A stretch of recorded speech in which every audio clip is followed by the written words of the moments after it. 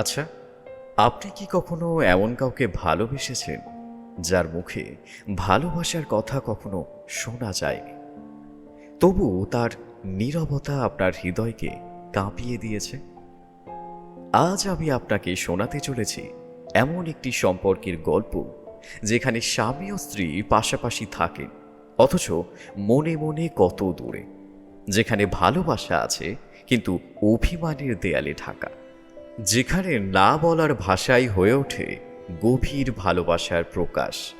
এই কাহিনী শুধুই দাম্পত্য জীবনের নয়, এ এক বোঝা, ভুল বোঝাবুঝির বোঝা, অনুভূতির বোঝা, ভালোবাসার বোঝা। এটি শরৎচন্দ্র চট্টোপাধ্যায়ের লেখা একটি চিরন্তন গল্প, নামের মতোই, যার ভার আপনি একবার অনুভব করলেই ভুলতে পারবেন না। এই গল্পের নাম বোঝা। প্রস্তুত তো? চলুন শুরু হোক ভালোবাসা, ত্যাগ আর নিঃশব্দ অভিমানের এক নীরব যাত্রা।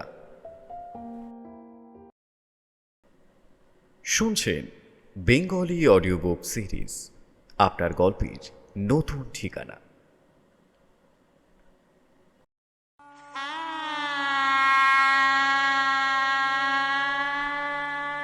সাগরপুরে আজ হইচই পড়ে গেছে।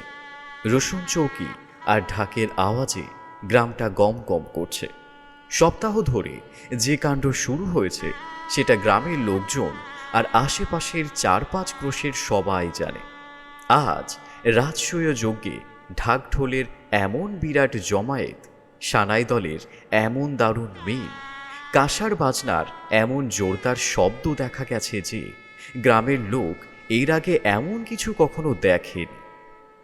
রং বেরঙের বাজনার সঙ্গে মানুষের যে আনন্দের হট্টগোল উঠেছে, তাতে গ্রামের পশুগুলো খুব বিরক্ত হয়ে পড়েছে।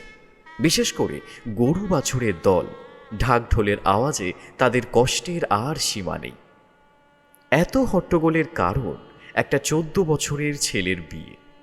সাগরপুরের জমিদার শ্রীযুক্ত হরদেব মিত্রের একমাত্র ছেলের বিয়ের জন্যই এমন কাণ্ড ঘটে গেছে।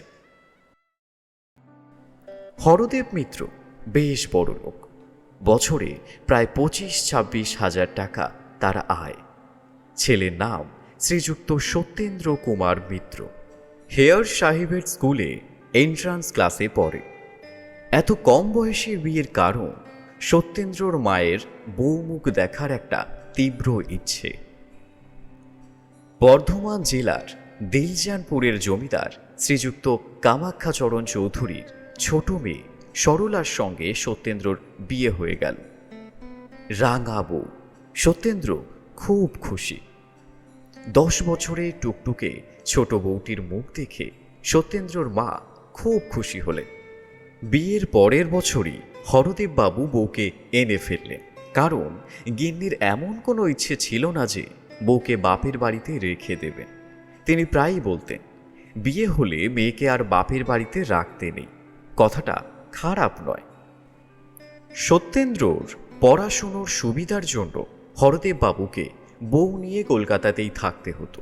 সরলা কলকাতায় এলো। বয়স কমে বিয়ে হয়েছিল বলে সরলা হরদেব বাবুর সঙ্গে কথা বলতো। এমনকি সত্যেন্দ্র থাকলেও সে শাশুড়ির সঙ্গে কথা বলতো। গিন্নির তাতে সুখ ছাড়া অসুখ ছিল না। কিছুদিন পরে কামাখ্যাবাবু সরলাকে একবার বাড়ি নিয়ে গেলেন। তার 2-1 মাস পরে সত্যেন্দ্র একদিন রেগে বলল, বইগুলোতে ছাতা ধরেছে, দোয়াতে কালি শুকিয়ে গেছে, এগুলো দেখার মতো কেউ নেই। কথাটা মা বুঝলেন। হরদেববাবুরও কানে গেল। তিনি হেসে বউ আনতে পাঠালেন।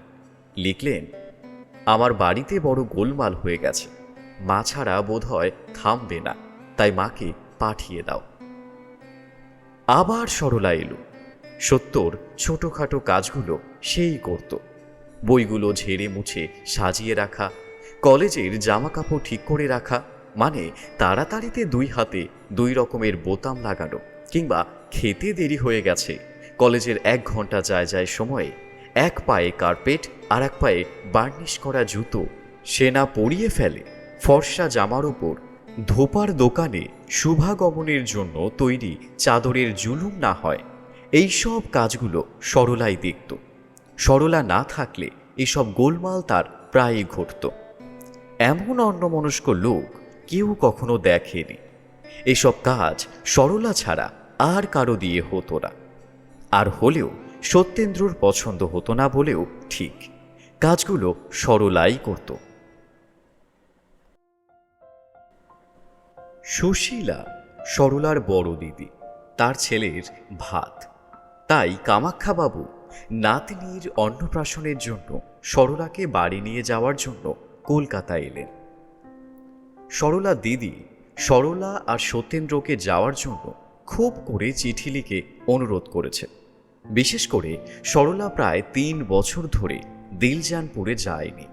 সত্যেন্দ্র যখন যেতে রাজি হলো, তখন কামাখ্যাবাবু খুব খুশি হয়ে জামাই মেয়েকে নিয়ে দেশে এলেন। গিন্নি অনেক দিন পর তাদের পেয়ে খুব আনন্দিত হলেন। যার ছেলের ভাত, সে এসে দুজনকে অনেক কথা শোনালো, অনেকভাবে আদর যত্ন করল। শুভ কাজ ঝামেলা ছাড়াই শেষ হওয়ার পর সত্যেন্দ্র বাড়ি যেতে চাইল, কিন্তু গিন্নি তাতে খুব আপত্তি করলেন। বললেন, এতদিন পর এসেছিস, আরও কিছুদিন থাকতে হবে।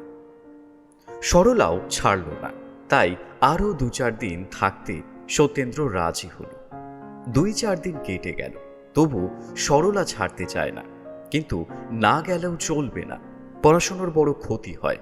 পরীক্ষারও বেশি দেরি নেই। আসার সময় সরলা জিজ্ঞেস করল, আমাকে আবার কবে নিয়ে যাবি? সত্যেন্দ্র বলল, যখন যাবি তখনই। তাহলে আমাকে 10-12 দিন পরেই নিয়ে যাস। সত্যেন্দ্র খুব খুশি হলো, সে এতটা ভাবেনি। তখন চোখের জলে সরলা স্বামীকে বিদায় দিয়ে হেসে বলল, দেখিস, আমার জন্য যেন ভাবিস না, আর রাত পর্যন্ত পড়ে যেন অসুখ না হয়। রাত 10টার বেশি না পড়ার জন্য সরলা খুব করে মাথা দিব্যি দিয়ে দিল।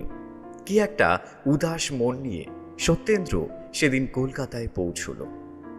সত্যেন্দ্রনাথ একটা বই নিয়ে বসেছিল। বইয়ের পাতার সঙ্গে মনের একটা তুমুল লড়াই চলছিল। সত্যেন্দ্র গুণে দেখল, সারাদিনে মোট 26 লাইন পড়া হয়েছে। দুঃখিত মনে ভাবল, বাহ, এভাবে পড়লেই পাশ করব। ধীরে ধীরে দুঃখটা একটু রাগে বদলে গেল। ভাবল, সবই পড়তে পড়তে সরলার দোষ। এই 5 দিন এসেছি, একটুও পড়তে পারিনি। আগে মনে হতো পড়ার সময় বিরক্ত করে, 10টার বেশি পড়তে গেলেই আলো নিভিয়ে দেয়। ওকে কোথাও পাঠিয়ে দিলে ভালো করে পড়ব। ঠিক উল্টো, কালই ওকে আনতে যাব, নইলে লজ্জার খাতিরে কি ফেল করব? এ কি, সরলা বটে, বেশ বুঝেছি। ওরা অন্তরে শুকিয়ে কাঠ হয়ে যাক, এক ফোঁটা জল যেন না পড়ে। চোখের জল মেয়েদের জন্য, পুরুষের তাতে হাত দেয়া অধিকার নেই। যন্ত্রণায় পুড়ে যা, কাঁদতে পাবি না, কাঁদলি তো মেয়ে হয়ে যাবে। সরলা, এ ব্যবস্থা কি তোরাই করেছিস? সরলা স্বামীর হাত নিজের হাতে চেপে ধরে কেঁদে বলল, পরজন্ম বিশ্বাস করিস? সত্যেন্দ্র কাঁদতে কাঁদতে বলল, করতাম কিনা জানি না, কিন্তু আজ থেকে পুরোপুরি বিশ্বাস করব। সরলার মুখে একটু হাসির ছাপ দেখা গেল। ওষুধ খাওয়ানোর সময় হয়েছে দেখে কামাখ্যাবাবু, হরদেববাবু আর ডাক্তারবাবু ঘরে ঢুকলেন। ডাক্তার নাড়ি টিপে বললেন, আশা খুব কম, তবে ঈশ্বরের ইচ্ছে। ঈশ্বরের ইচ্ছায় পরদিন সকাল 7টায় সরলার মৃত্যু হল। সন্ধ্যার সময় হরদেববাবু সত্যেন্দ্রকে নিয়ে কলকাতায় ফিরলেন। কি যেন কি একটা হয়ে গেছে। রাজশয্যায় শুয়ে ইন্দ্রত্বের সুখ একটু আধটু বুঝেছিলাম। হঠাৎ কি যেন টেনে সুখের স্বপ্নটা ভেঙে দিয়েছে। মাঝরাতে উঠে বসেছি, ঘুম ভেঙে গেছে। আমার সারা জীবনের সঙ্গী সেই ভাঙা খাটে শুয়ে আছে। আমি কাঁদব না হাসব, সুখের স্রোতে অনন্তে ভেসে যাচ্ছিলাম। হঠাৎ যেন একটা অজানা দলের পাশে আটকে গেছি, আর বোধ হয় কখনো ভেসে যেতে পারবো না। সব যেন উল্টে গেছে, জীবনের কেন্দ্র পর্যন্ত কে টেনে পরিধির বাইরে নিয়ে গেছে, কিছুই যেন আর বোঝা যায় না। এ কি হলো? মাঝরাতে সত্যেন্দ্রনাথ জানলায় বসে সাগরপুরের অন্ধকার দেখছিল। গাছগুলো কি একটা নিস্তব্ধ ভাব সত্যেন্দ্রর সঙ্গে বিনিময় করছিল। শো শো করে রাতের হাওয়া বয়ে গেল। কিছু বলে গেল কি? বলল বই কি, সেই এক কথা। সব জিনিসেই সেই এক কথা বলে বেড়ায়। হয়েছে কি? পাপিয়ার চোখ গেল বলে না, ঠিক যেন বলে মরে গেল। বউ কথা কও পাখিও আর নিজের ডাক ডাকে না, সেও বলে বউ মরে গেছে। সব জিনিস একই কথা বারবার বলে বেড়ায় কেন? শো শো করে রাতের হাওয়া যেন ওই কথাই বলে, নেই নেই, সে নেই। কেমন আছিস সত্য? মাথাটা কি বড্ড ধরেছে মনে হচ্ছে? সে তো আজ অনেক দিন হলো। একটু শুয়ে পড় না ভাই। চিরকাল কি একইভাবে ওই জানালায় বসে থাকবি? সত্যেন্দ্র অন্ধকারে নক্ষত্র দেখছিল, যেটা সবচেয়ে ক্ষীণ সেটাকে খুঁটিয়ে দেখছিল। চোখ বন্ধ করার সাহস হয় না, পাছে সেটা হারিয়ে যায়। দেখতে দেখতে ক্লান্ত হলে সেখানেই সে ঘুমিয়ে পড়ে। সকালে ঘুম ভাঙলে আবার সেটাকে দেখার চেষ্টা করে। আলো ভালো লাগে না, জ্যোৎস্নায় আর আনন্দ হয় না। এত ক্ষীণ আলোর নক্ষত্র কি আলোয় দেখা যায়? সত্যেন্দ্র এমএ পরীক্ষায় ফেল করে গেছে। পাশ করার ইচ্ছাও আর নেই, উৎসাহ নিভে গেছে। পাশ করলে কি নক্ষত্র কাছে আসে? হরদেববাবু পরিবার নিয়ে দেশে চলে এসেছে। সত্যেন্দ্র বলে সে বাড়ি থেকেই ভালো পরীক্ষা দিতে পারবে। শহরের এত গোলমালে ভালো পড়াশুনো হয় না। সত্যেন্দ্র এখন এক রকমের লোক হয়ে গেছে। মুখখানা দেখলে মনে হয় যেন অনেক দিন কিছু খায়নি, যেন বড় অসুখ থেকে সবে সেরে উঠেছে।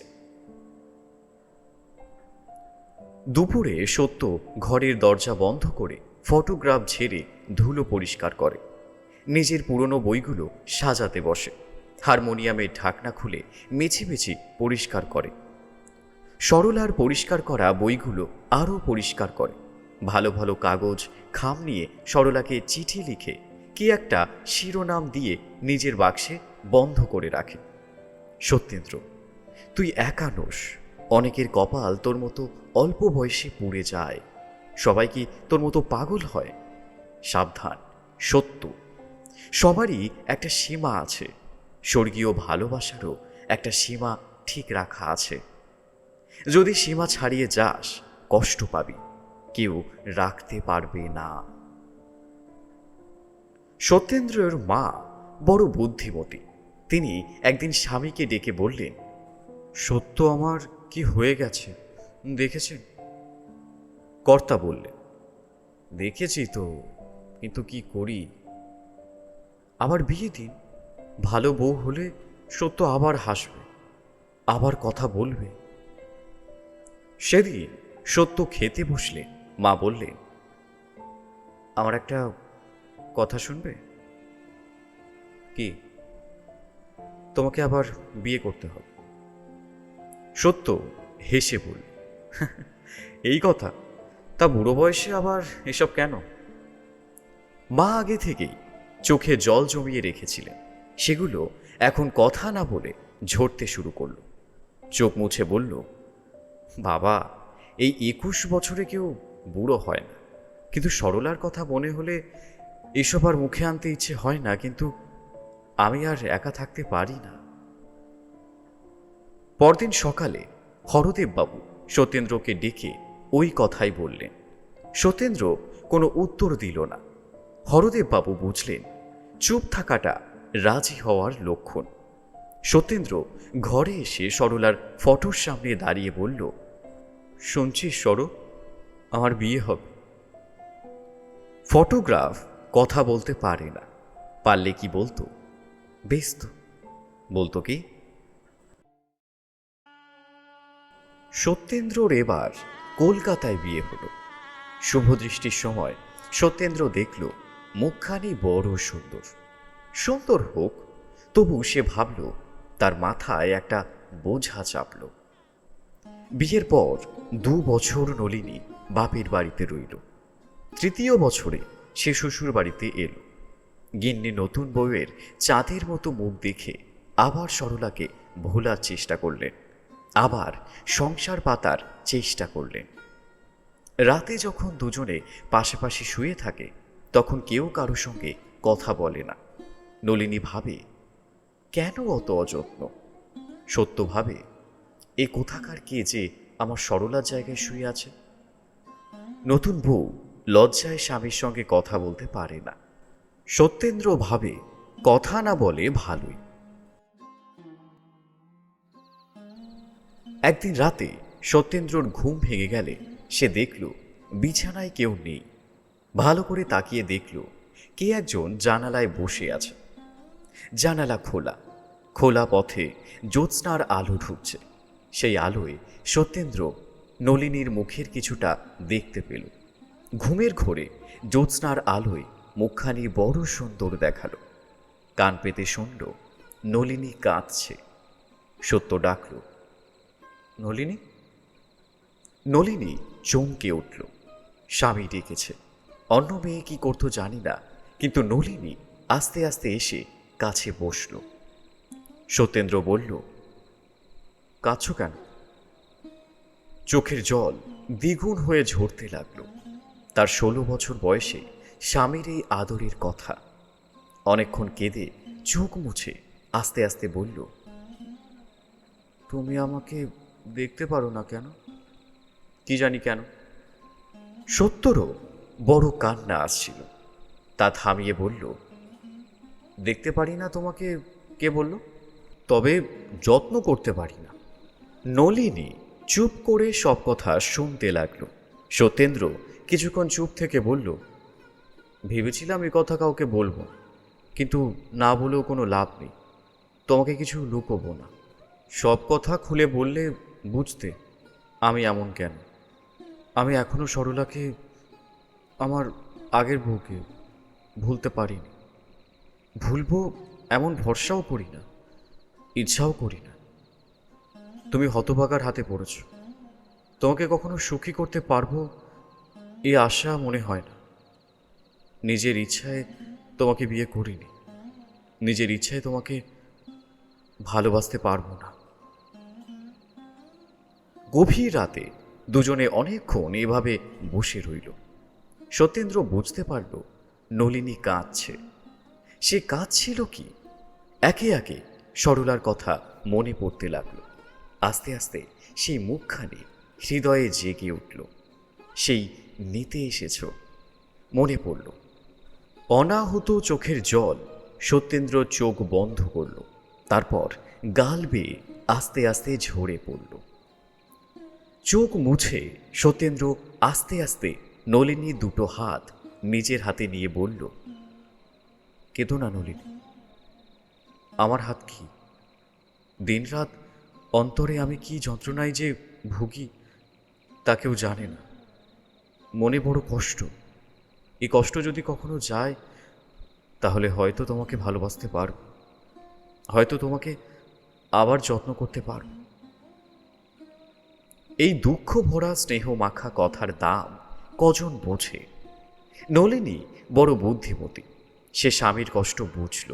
স্বামী তাকে ভালোবাসে না এ কথা সে তার মুখে শুনল, তবু তার অভিমান হলো না। বোকা মেয়ে, 16 বছরে যদি অভিমান না করে তবে করবে কবে?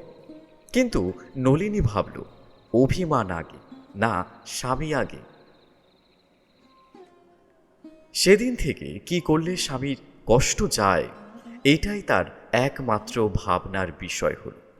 কি করলে স্বামী সতীনকে ভুলতে পারে এ কথা সে একবারও ভাবল না। ব্যথার যদি কেউ ব্যথী হয়, কষ্টে যদি কেউ সহানুভূতি দেখায়, দুঃখের কথা যদি কেউ আগ্রহ করে শোনে, তাহলে বোধহয় তার মতো বন্ধু এই জগতে আর নেই। এরপর সত্যেন্দ্র নলিনীকে প্রায়ই আগের কথা বলতো।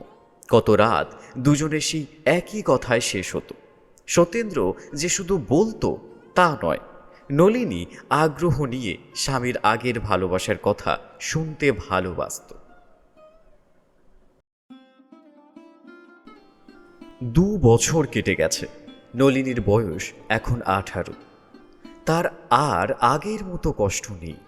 স্বামী এখন আর তাকে অযত্ন করে না। স্বামীর ভালোবাসা জোর করে সে নিয়েছে। যে জোর করে কিছু নিতে জানে সে তা রাখতেও জানে। তার এখন আর কোনো কষ্টই নেই। সত্যেন্দ্রনাথ এখন পাবনার ডেপুটি ম্যাজিস্ট্রেট। বউয়ের যত্নে, বউয়ের একান্ত ভালোবাসায় তার অনেক বদল হয়েছে। কাছারির কাজের ফাঁকে সে এখন নলিনীর সঙ্গে গল্প করে, ঠাট্টা করে, গান বাজনা করে আনন্দ পায়। এক কথায় সত্যেন্দ্র অনেকটা মানুষ হয়েছে। মানুষ যেটা পায় না সেটাই তার খুব প্রিয় জিনিস হয়ে দাঁড়ায়। মানুষের স্বভাবই এমন। তুমি অশান্তিতে আছো, শান্তি খুঁজে বেড়াও। আমি শান্তিতে আছি, তবু কোথা থেকে যেন অশান্তিকে টেনে বার করি। ছল করা যেন মানুষের স্বভাব। যে মাছটা পালিয়ে যায় সেটাই কি বড় হয়? সত্যেন্দ্রনাথও মানুষ। মানুষের স্বভাব কোথায় যাবে? এত ভালোবাসা, যত্ন আর শান্তির মধ্যে তার মনে মাঝে মাঝে বিদ্যুতের মতো অশান্তি জেগে ওঠে। এক মুহূর্তে মনের মধ্যে বিদ্যুতের মতো যে বিপ্লব শুরু হয় তা সামলাতে নলিনীর অনেক পরিশ্রম লাগে। মাঝে মাঝে তার মনে হয় বোধহয় আর সে সামলাতে পারবে না। এতদিনের চেষ্টা, যত্ন, পরিশ্রম সব বোধহয় বৃথা যাবে।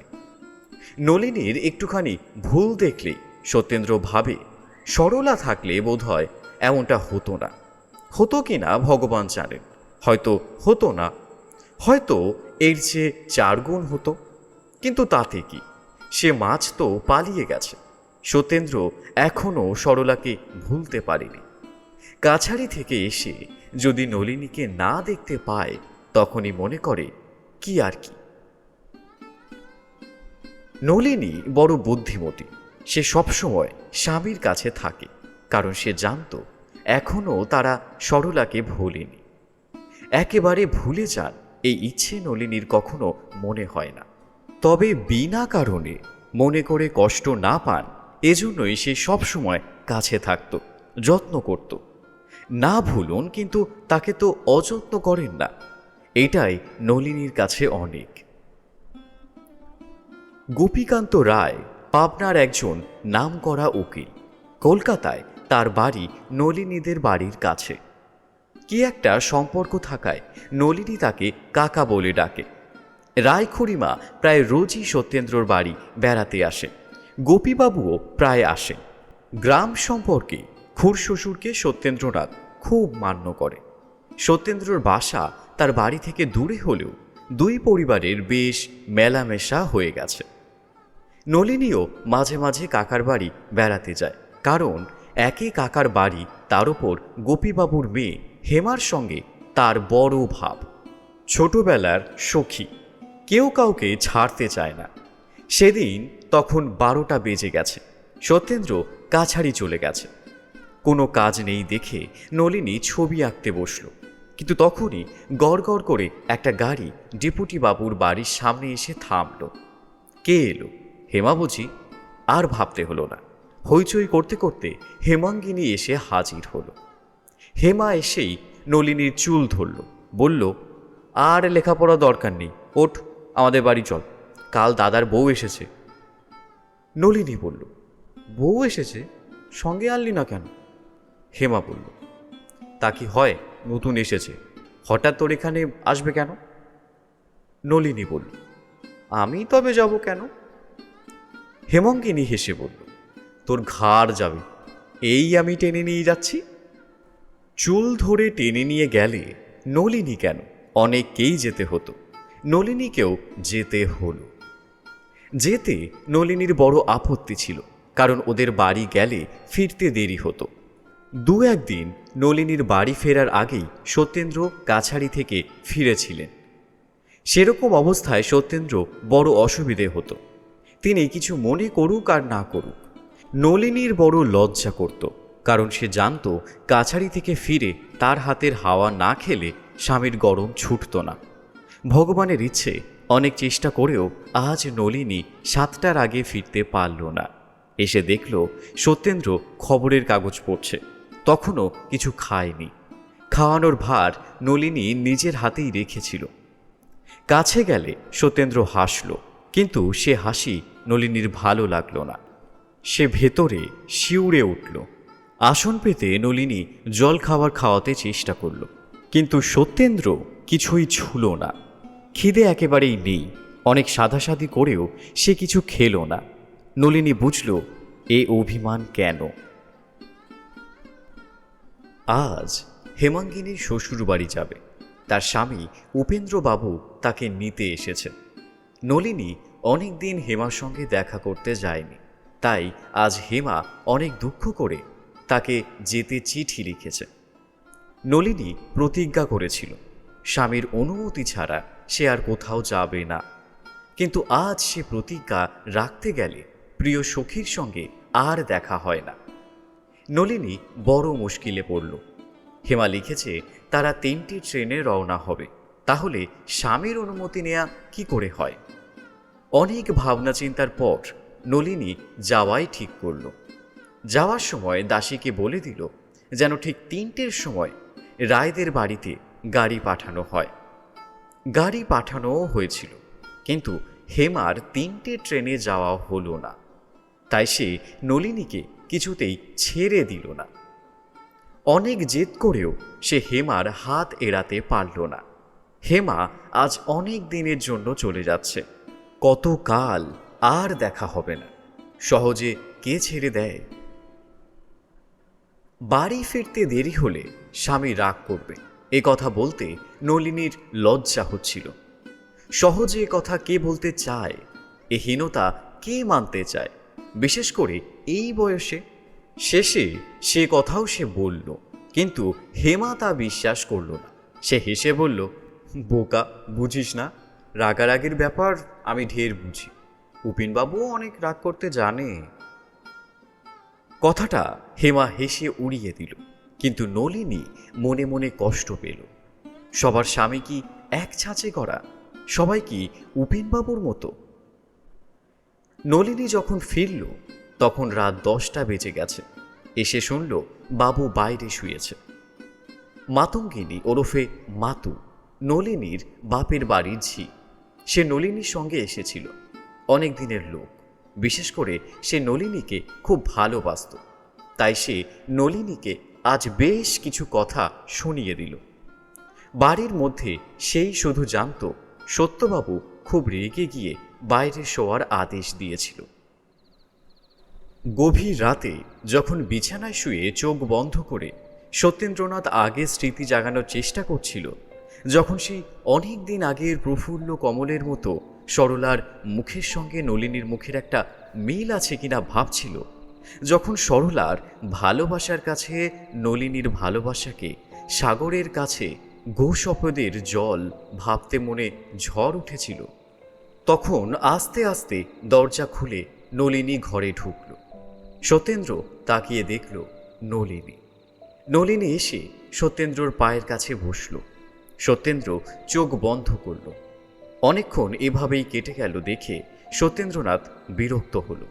পাশ ফিরে পুরুষের মতো স্পষ্ট গলায় বলল, তুমি এখানে কেন? নলিনী কাঁদছিল, কথা বলতে পারল না। কান্না দেখে ডেপুটি বাবু আরেকটু রেগে বলল, রাত হয়েছে, যাও ভেতরে গিয়ে শুয়ে পড়ো। নলিনী কাঁদছিল। এবার চোখের জল মুছে বলল, তুমি শুতে চলো। সত্য ঘাড় নাড়ল, বলল, আমার বড় ঘুম পেয়েছে, আর উঠতে পারবো না। কাঁদলে সত্যেন্দ্রর বিরক্ত হয়। নলিনী চোখের জল মুছেছে।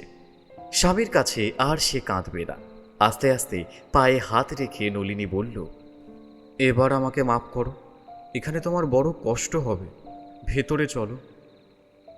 সত্যেন্দ্র আর ভেতরে যাবে না বলে ঠিক করেছে।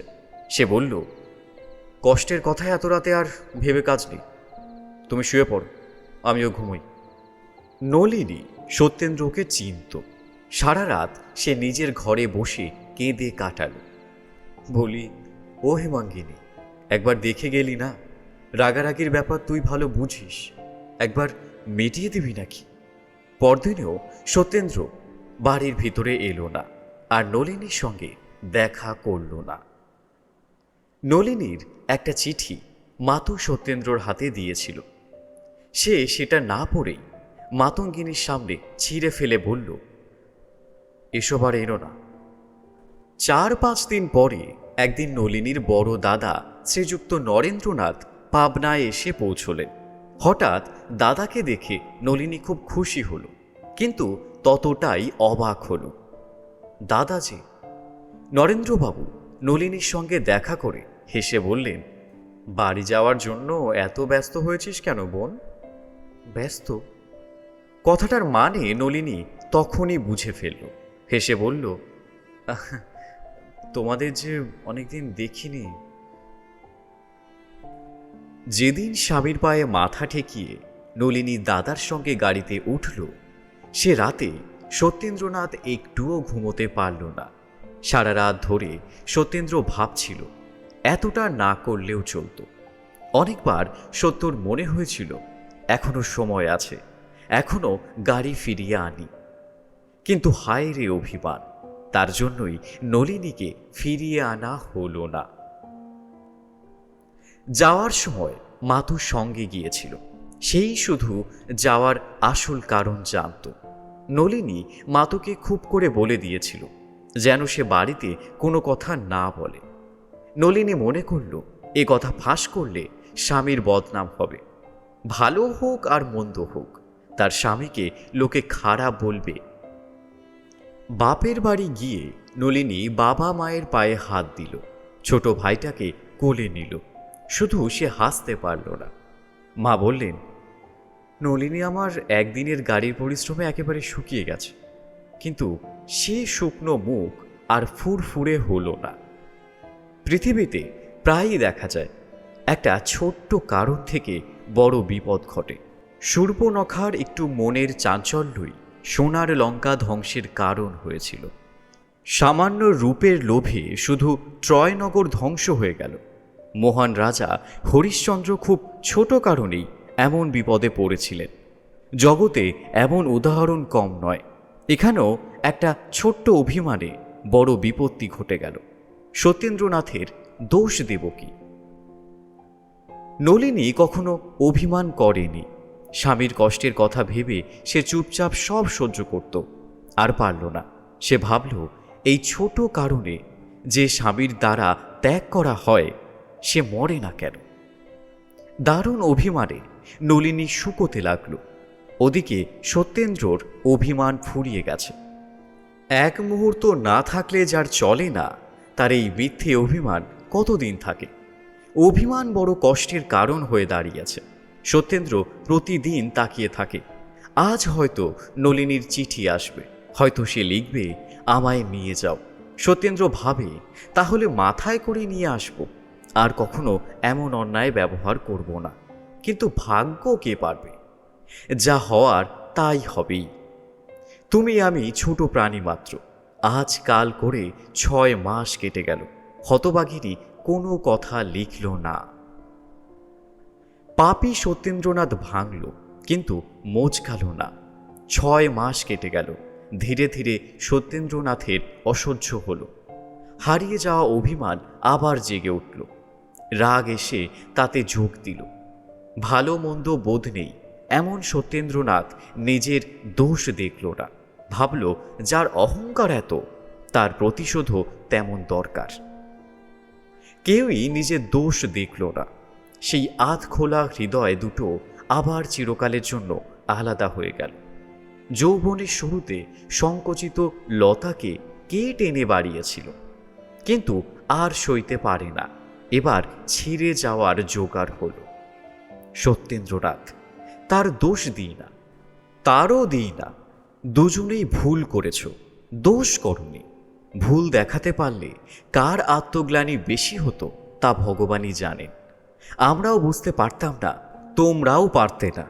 বুঝতে পারি না কি চাওয়ায় কি স্বাদ পূরণ করতে তোমরা এতটা করলে। স্বাদ মেটে না, মেটানোর ইচ্ছাও নেই। কি স্বাদ তাও হয়তো ভালো বুঝতে পারি না, তবু কাতর হৃদয় কি একটা অতৃপ্ত চাওয়ায় সবসময় হাহাকার করে ওঠে।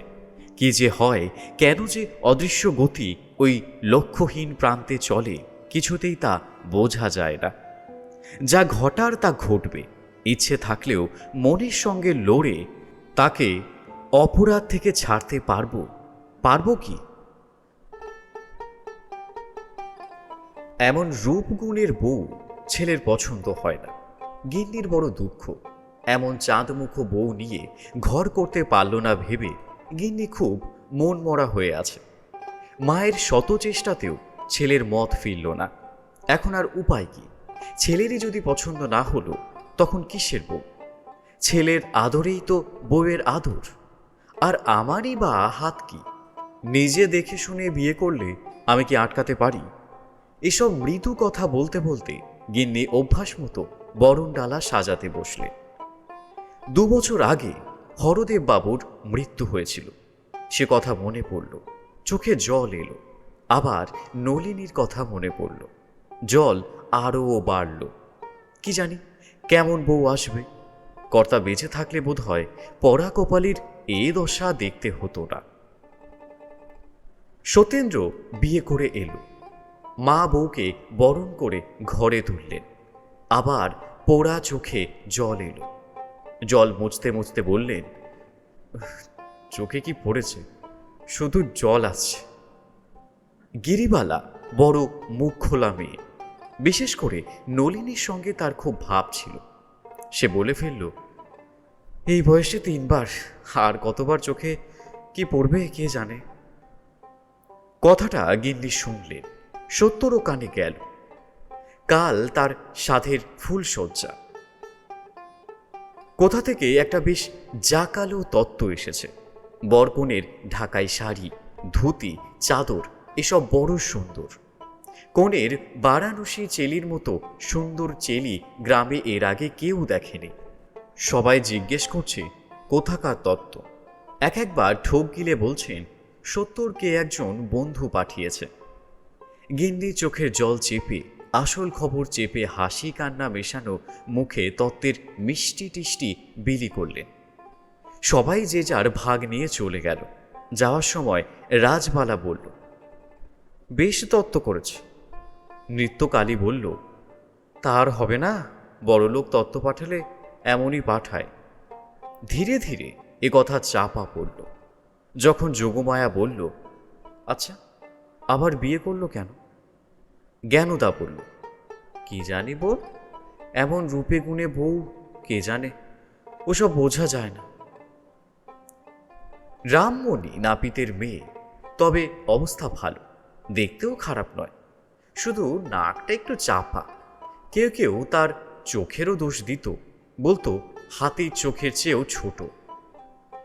যাক, এই নিন্দায় আমাদের দরকার নেই। রামমণি একটু হেসে বলল, তোদের মাথায় যদি বুদ্ধি থাকতো তাহলে কি আর ও কথা বলতিস? ছুরি সবসময় যে ফিকফিক করে হেসে কথা বলতো, তাতেই আমার সন্দেহ হয়েছিল স্বভাব চরিত্র খারাপ। না হলে চাকরি থেকে তাড়িয়ে দেয়, আবার বিয়ে করে। মুখে কিছু না বললেও কথাটা অনেকের মতের সঙ্গে মিলে গেল। এর 2-1 দিন পরে গ্রামের প্রায় সবাই জানল যে রামমণি জমিদারের বাড়ির গোপন রহস্য ভেদ করেছে। নাপিতের মেয়ে না হলে এত বুদ্ধি কি বামন কায়েতের মেয়ের হয়? কথাটা অনেকেই মানল। এবার গিন্নির পালা। এ কথা যখন তার কানে গেল, তিনি ঘরের দরজা বন্ধ করে একেবারে মাটিতে লুটিয়ে পড়লেন। আমার নলিনী কুলোটা, কি জানি কেন গিন্নি সরলার চেয়ে নলিনীকে বেশি ভালোবাসতেন। জন্মের মতো সেই নলিনীর কপাল ভেঙে গেছে। গিন্নি মনে মনে ভাবলেন, সত্য হয় ভালোই, না হয় আমি নলিনীকে নিয়ে কাশিবাসী হব।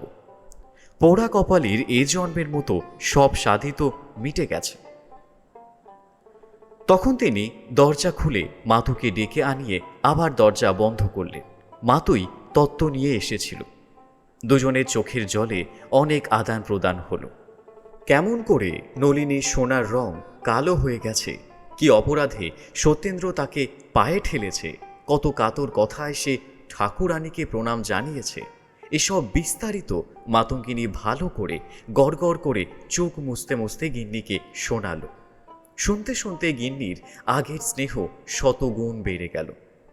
ছেলের ওপর দারুণ অভিমান জন্মালো। মনে মনে ভাবলেন, আমি কি সত্যর কেউ নই?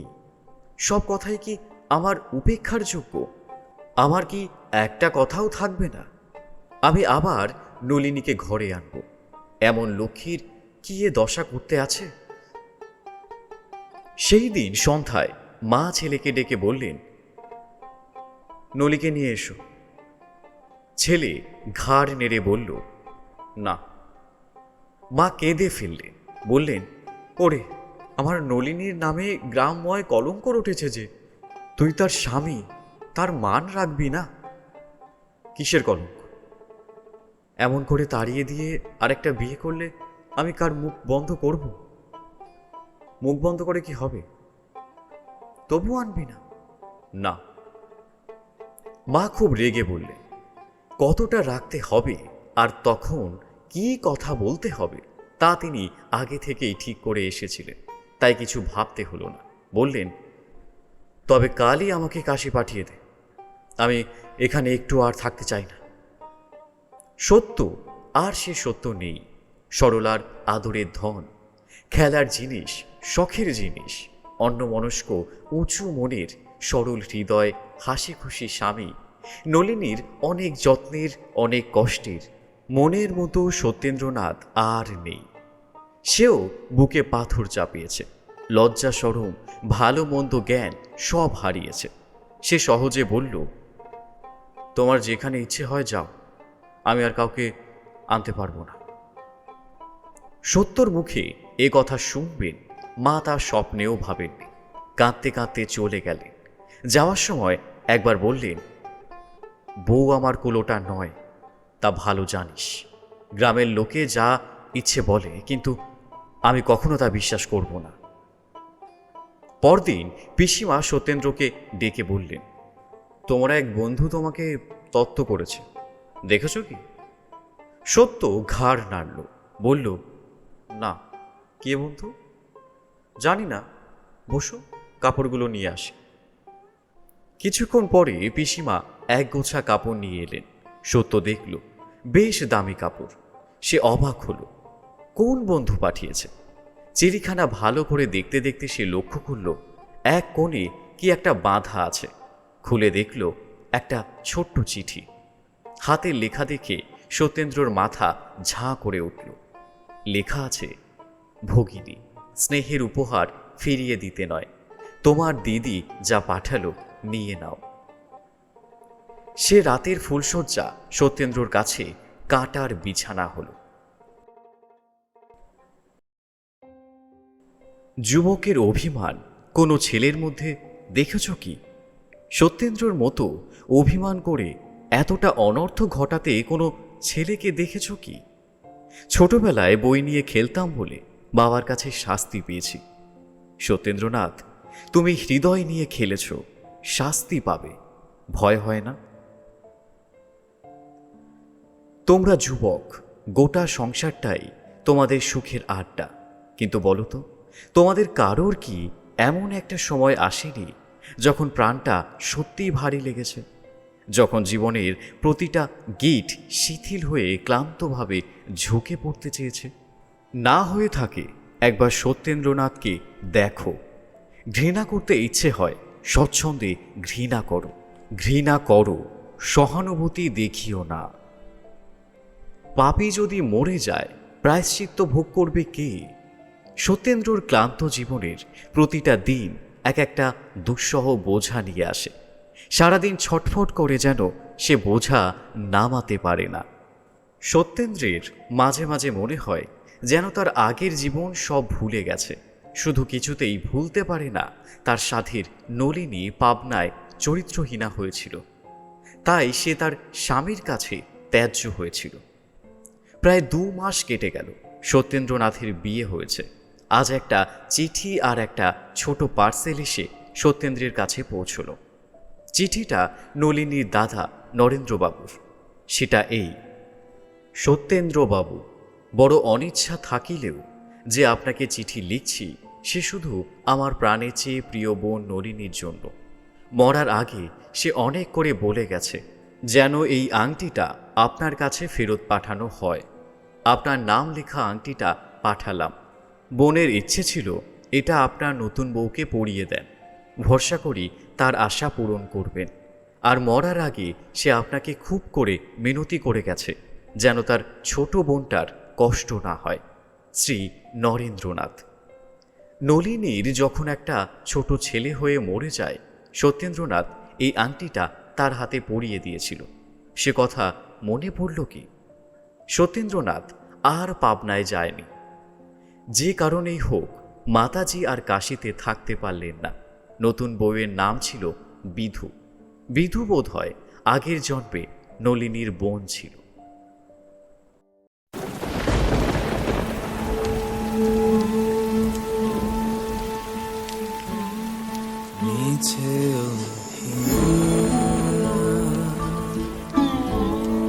করোনা